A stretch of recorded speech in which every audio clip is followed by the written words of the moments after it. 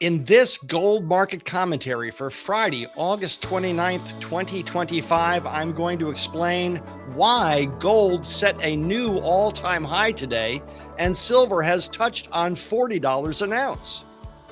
Well, following Chairman Powell's speech at Jackson Hole last week, the Fed indicated that they're probably going to go into a rate cutting cycle. In our update from August 15th, a week before that, I explained to you how lower rates are good for gold. And now that the chairman of the Fed has indicated that a lower Fed funds rate cycle may be coming, we're seeing gold and silver front running what could be a rate cutting cycle starting on September 17th. Hi, I'm Dana Samuelson, president of American Gold Exchange in Austin, Texas. We are a national physical precious metals dealer. If we can help you in the physical precious metals arena, we'd love to have that opportunity. In this update, gold has set a new all-time high and silver has broken $40 an ounce following Chairman Powell's telegraphing that a rate cut cycle is probably coming. Meanwhile, President Trump is threatening the Fed's traditional independence against political activity by threatening to throw out Fed Governor Lisa Cook over mortgage fraud allegations. The market's getting a little boost from that too. Gold has set a new all-time high today. We'll look at the charts in just a minute. Silver has posted bigger gains as I thought that it might in our last update from August 15th. It's broken $40 an ounce, just barely. And we've got some great specials in the gold and silver arena, both for modern and vintage coinage. So in our last update, I explained how once the Fed cuts rates, gold has responded very positively the last 3 times they've gone into a rate cutting cycle. Now, I do believe that the rate cutting cycle we could be entering into starting September 17th will be the kind of a normal one. So we could see gains for gold for anywhere between 10, 20%, and perhaps 30%, which has happened in the past. It just depends on how weak the U.S. economy becomes and how much the Fed has to react to that. Now, we have seen perkier inflation, but the Fed has discounted that in the face of a dismal July jobs report, where we talked about how there were only 73,000 jobs in July, but the May and June downward revision of 258,000 jobs lower was a whopper, and it caused the head of the BLS to be fired. So what is really the critical last report before the Fed's September 17th meeting is the August jobs report, which we will get on September 5th. So while the Fed has indicated they could go into a rate cutting cycle and they're leaning that way, that will be the report that either solidifies that we are going to get a rate cut on September 17th, or we may not, depending upon how strong or weak that jobs report is. We did get the PCE inflation report today, which was right in line with analysts' expectations. So there was no new news with inflation today that would change the Fed's course. It's that September 5th jobs report that is really what matters the most right now. And what matters to the precious metals markets is the confirmation that the Fed is actually cutting rates. While gold and silver are both front-running potential rate cuts right now, it's usually after the fact, after the Fed actually goes into a rate cutting cycle, where we see the bigger gains for precious metals. So while I advised you 2 weeks ago that, hey, it looks like we could be heading into this rate cutting cycle for the very reasons Chairman Powell stated, despite higher inflation, it was the weak jobs report that's pushing the Fed, because our economy is based on employment and consumer spending. And if you have weaker employment, well, you have weaker consumer spending and you have a fundamentally weaker economy. So while they have a bad hand to deal with, weaker jobs and higher inflation, the more important aspect is the employment market. So it's all going to hinge on that September 5th report. But gold and silver tend to make bigger moves once that rate cutting cycle is confirmed. So despite gold and silver perking up and front running what could happen, there's still time, because if the Fed actually goes into a rate cutting cycle, that's when we tend to see the bigger gains for gold and silver. In the past, gold has gained 10 to 20% in normal rate cutting cycle environments, and has gained even 30% in one of them. So time will tell what happens. So keep an eye on that September 5th jobs report, one way or the other. So here's the latest 1-year gold chart. Today's intraday high was 34.56, which is still below the two previous intraday highs at 34.62 and that whopper at 3,500 in April. But the New York close at 34.48 is really what the markets think more about in terms of fundamental direction. And we did have a new all-time high in the New York close today, despite the fact that we did not get a new intraday high for gold at 3,500, but actually at 35.56, we're not that far off now, just less than 2%. So the gold market looks really solid to me, and gold has not been giving up much at all when we've gone into correction phase. So that's the gold section. Let's take a look at silver. This is a 1-year silver chart. And what's important on this chart are the three trend lines that I've drawn in blue: the lower support, major support line, the middle line for major resistance. That has been the high over which silver has failed to stay for most of the past year. We've had a couple brief pops over that, if you go back further in time than 1 year. But silver has not held above those lines until recently.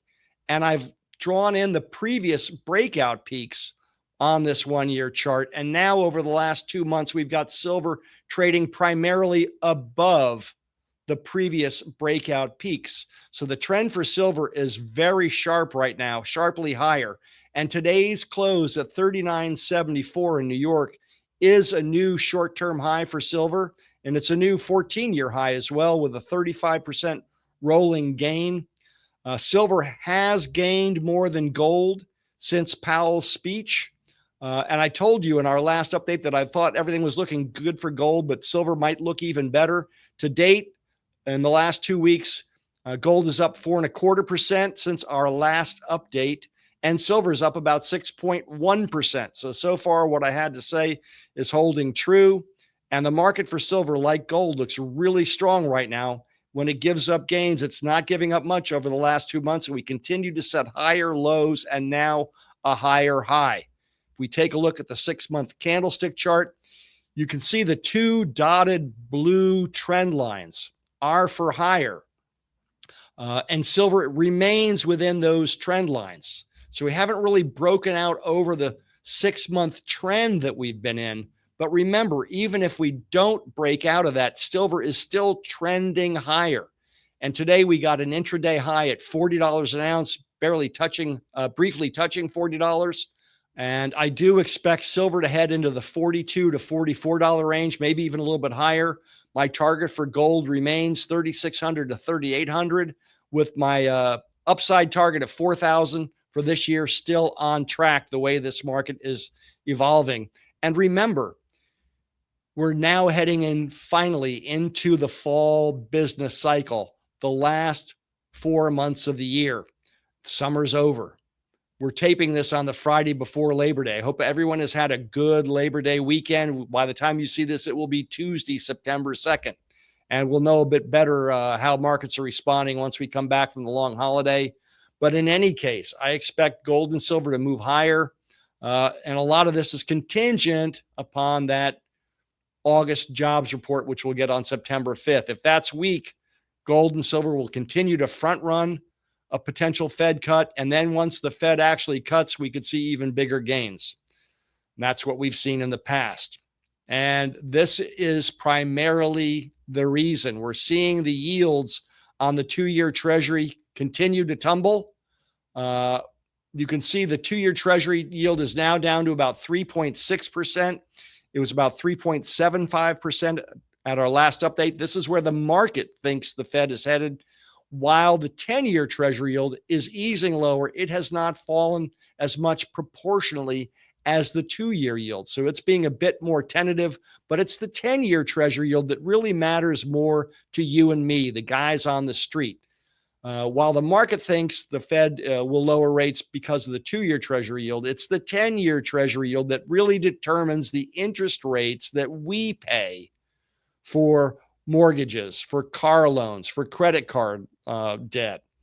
And if the 10-year Treasury continues to edge lower, that means we'll see lower interest rates for ourselves. And if the Fed cuts, that will help to weaken the 10-year Treasury yield, and we'll see the 2-year Treasury yield go lower. But right now, we've seen a lower trend over the last 3 months for both the 2 and the 10-year, and we've seen a little bit more weakening in both since Chairman Powell spoke. And lower rates are good for gold. The Fed rates and the Treasury yield rates, and they're both headed lower at this. We think they're all headed lower at this point in time. With regard to the dollar, the Fed does go into a rate cutting cycle. We'll see a weaker dollar, which has been primarily sideways for the last 3 months, trading at around 98 on the US dollar index, plus or minus 1.5 to 2 points. Right now, over the last couple weeks, the dollar has been primarily sideways, but edging lower, especially since Chairman Powell spoke. When we got that previous gold high at 34.34, the dollar was 98.26 on the dollar index. And the dollar's only about a half a point lower right now at 97.75. And gold has finally created another new all-time high at 34.48. But if the Fed lowers rates, we'll see the dollar weaken, and that will help to reinforce higher gold as well. So everything's looking very good for precious metals prices to increase as time passes. And while I'm not going to get into platinum and palladium today, both have rebounded in the last couple trading sessions off of short-term lows, and they've been holding major support for palladium at 1100 and for platinum at 13.25. Finally, we've got some great physical specials to offer. Right now, we've got $10 Indians, which we seldom have on special, in MS64 condition, which is near gem uncirculated condition, at just 29% premium over their intrinsic gold content, one of the lowest premiums we've seen in years. Their 10-year average premium is 93% over intrinsic gold content. So right now, they're trading at a real discount to their historical premiums. And that's because we're in a low demand market. This is an internationally driven gold market, although the U.S. is starting to matter. And that's what this market action over the last week since Powell has spoken has shown us. So if we see some demand come back into the precious metals market in the U.S., we'll see these premiums expand, which is good for buyers who take advantage of today's low premium. So these are a bit more speculative. But if you're interested in having some physical gold of an historical nature with some real premium potential, they never get much better than the $10 Indian in MS64 condition right now. In vintage European gold, we still have some British gold sovereigns available at 4% over melt. These coins usually trade at about 8 to 10% over intrinsic gold content. These were minted between 1902 and 1935. They feature King George and King Edward, who were the kings of England at that time. They're a little less than a quarter of an ounce. They're 0.2354 ounces per coin, and they're recognized around the world as one of the most popular, widely traded vintage European gold coins. In modern silver bullion, we have some Queen Elizabeth silver Britannias available as low as $1.99 over spot, which is about as low as you're going to find of a premium for a modern minted, a major sovereign nation silver bullion coin. And we do have 1 ounce US Gold Eagle backdates, not the current year, but the backdates available at as low as $99 over spot, one of the lowest prices you're going to find in the country for the most popular modern bullion gold coin, the 1 ounce US Gold Eagle. So that's our update, a little bit shorter today. Thank you for your time. I'd like to thank all of our clients for all the loyalty and trust that you've placed in us over the last 27 years. Without your business, and your support and your trust. We wouldn't have a business. And we remember that every single day that we have been in business and will continue to do so. So thank you so much for the trust that you've placed in us as we go into this fall cycle. It's going to get pretty interesting. We'll have to see how this all shakes out. But right now, the most important thing to come next is the August jobs report on September 5th. And if that's a weak jobs report, say less than 100,000 or less than 75,000 new jobs, and the revisions for the previous 2 months remain low or are lower, which is kind of hard to imagine for June, just 19,000 jobs, that will make or break what the Fed might do on September 17th. And remember, the Fed will be in a blackout period when we get that report. So none of the Fed officials will be talking prior to that, after that jobs report comes out. So again, thank you for your time today, and we appreciate it.